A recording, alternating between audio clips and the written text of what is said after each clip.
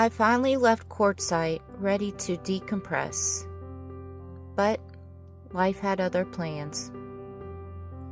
The road keeps throwing obstacles, and I keep trying to move forward on my journey.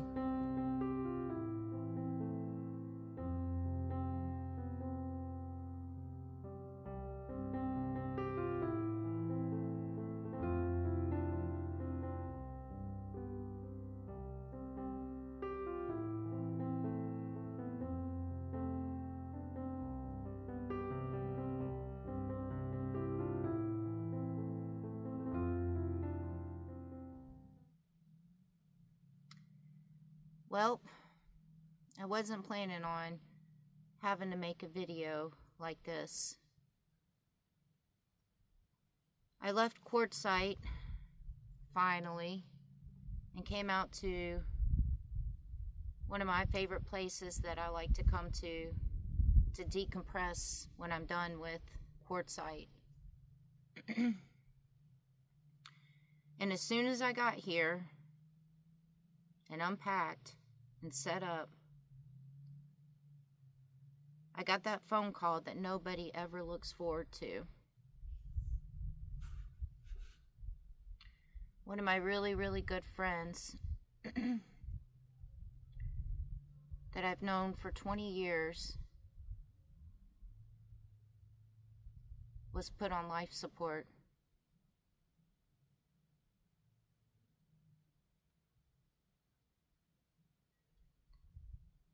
So I had to pack up right away, rush to Vegas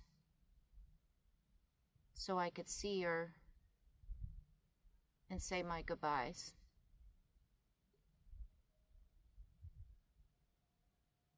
I didn't film my trip going to Vegas.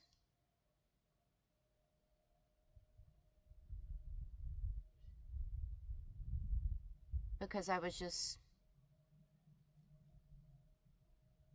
trying to get there.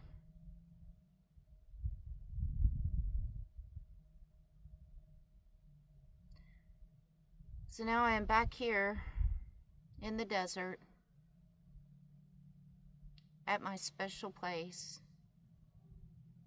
trying to take in everything that just happened and decompress finally.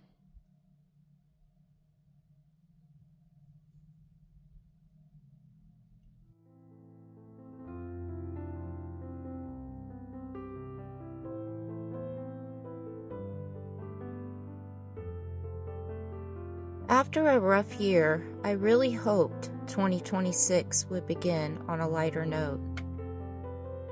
I came into this new year trying to stay positive, continuing to work on my mental health, and trusting that life on the road would continue to heal me. But once again, life showed up with its curveballs. It's been a pattern for as long as I can remember. Obstacles appearing just when I'm trying to breathe. Maybe acceptance is supposed to be part of my healing.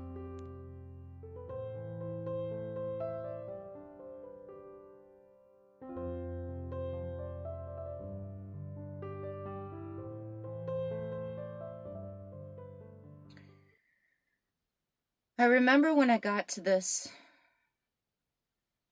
place right here. I pulled in and a sense of peace just came over me.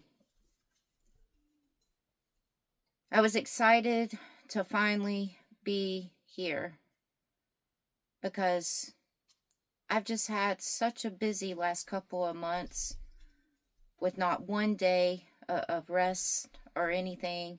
And I knew coming here, I was finally going to be able to have a few days to decompress from Quartzsite, relax.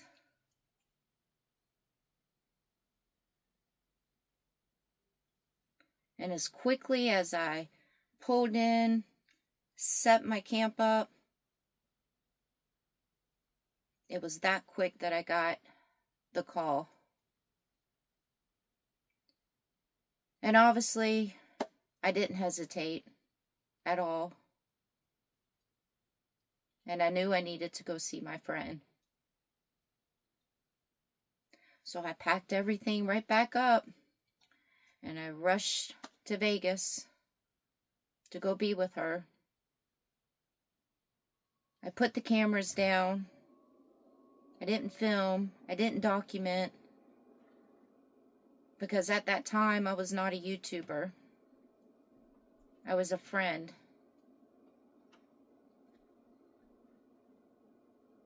I was a friend that wanted to get to my friend.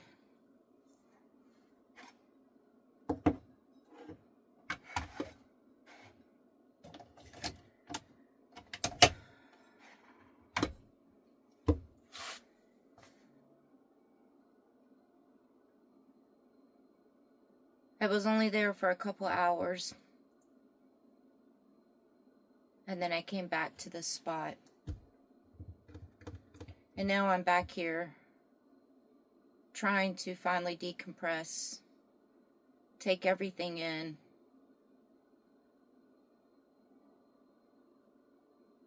and wonder why something like this could happen to such an amazing person.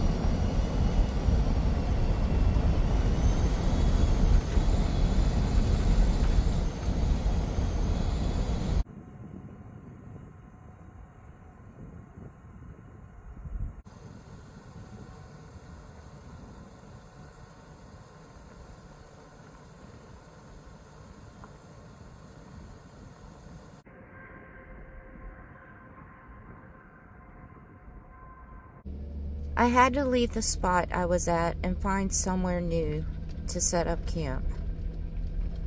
Somewhere I could finally decompress. I needed distance from noise, from people, from everything pulling at my energy. So I found this place from satellite views on my map. And trusting my intuition, I decided to check it out. Hopefully a quiet place with space to breathe and that deep feeling of solitude. I think I may have finally found an area where peace can hopefully settle in, even if just for a little while.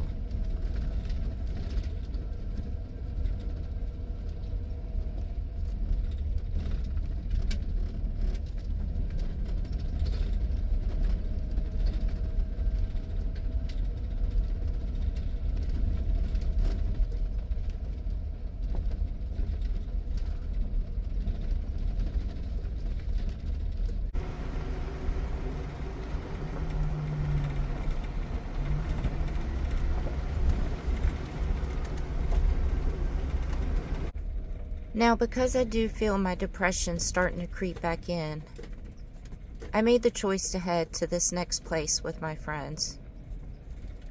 I do know myself well enough now to understand that having people around can be a healthy distraction when things get heavy. And at the same time, I also honor my need for solitude, to decompress, to breathe, and to process. My friends understand my balance. So when we arrive, I will camp off on my own, close enough to feel supported, but far enough to have the quiet I need. Healing, for me, is learning how to hold both connection and space.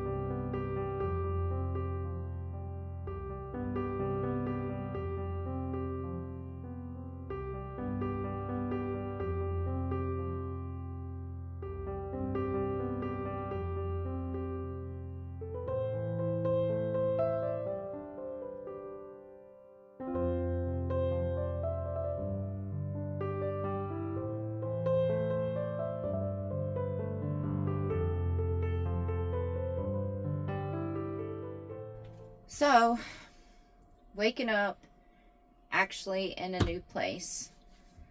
So where I was camped at before, right outside of Quartzsite, I normally go there every year to decompress from Quartzsite. And, well, this year, I don't know if maybe it's just because I was going through a lot of mood swings. You know, my original plan was to decompress from pretty much working 2 months straight in Quartzsite with filming, editing, doing meet and greets, doing appearances. So I was ready to decompress, and then I got the phone call the day that I arrived to the spot that my friend was put on life support and had to rush to Vegas to say my goodbyes to her. And then when I got back to that campsite, as I was driving and about to pull in, that's when I knew she was being taken off of life support. So I was going through a lot of mood swings, just because and you know, I never had a chance to decompress, because I had to rush to Vegas, and then to top it all off, then I had to grieve my friend of 20 years that was an amazing person passing away. Man, I didn't think I had any tears left.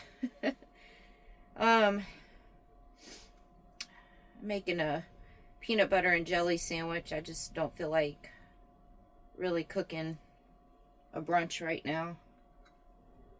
So anyways, the spot, I love that spot, and I'd go, like I said, every year, but there was a bunch of ATV people out there, and they were pretty rude.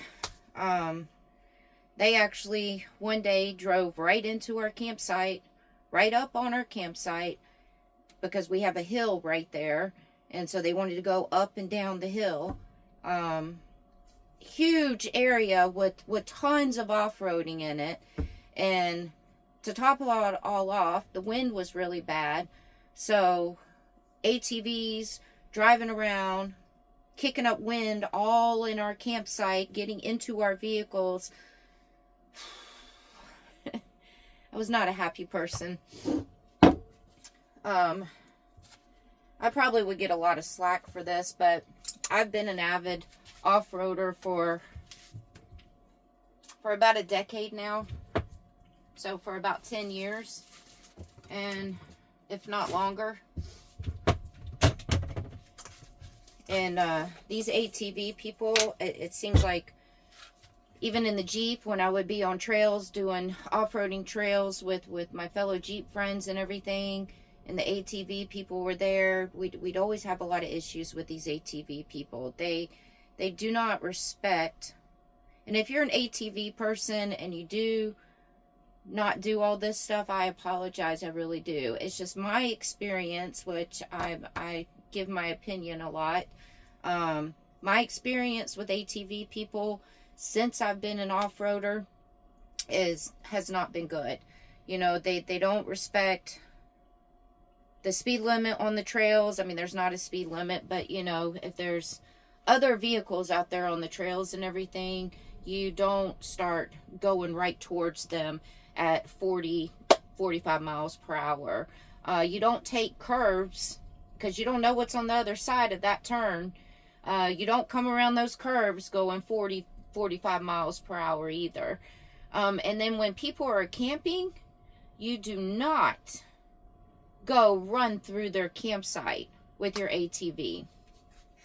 So, because of the wind was really bad there, and then because of the ATV people, I decided to move. So it was best for me to move because I definitely was not going to decompress out there. And, you know, I have a lot to decompress from. my friend passing away, and not having a day off from working for 2 months straight. And actually, I'm still not going to have a day off for a little while from working because I don't have any videos saved to edit, so I got to start filming. And I know what some of you guys are going to say. You're going to be like, Sarah, take a break. Worry about your health. I can't. I cannot take a break. Because if I miss getting a video out, then that's going to affect my paycheck. And I do not want my paycheck getting cut in half again like last year it was. So I want to be able to continue my travels. I'm going to give little one some peanut butter. I want to be able to continue my travels, and I want to be able to live this life right here, because this life that I'm living, I've said it before, has saved me. It has saved my life. I don't think that if I would have not started these travels and living in nature, I think A, I probably would have started drinking again. And B, because of me starting to drink again and it being a antidepressant, I don't think I'd be standing here talking to you guys or anybody. So it's very important that I continue to live this lifestyle for me mentally. And I'm not able to go another year with my paychecks not being good with YouTube and having to dip into my savings. Because thank goodness when I was in Quartzsite selling my books, which I still have a lot of books left, I was able to replenish some of my savings. But I don't want to have to go backwards again and you know, dip into my savings again. So I have to work. I have to film. I have to edit. And I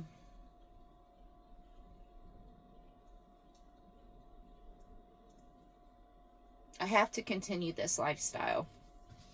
So, anyways, I'm gonna eat my sandwich. And I think today, since I just got here, I'm gonna take a shower and just decompress at this new beautiful place that I'm at.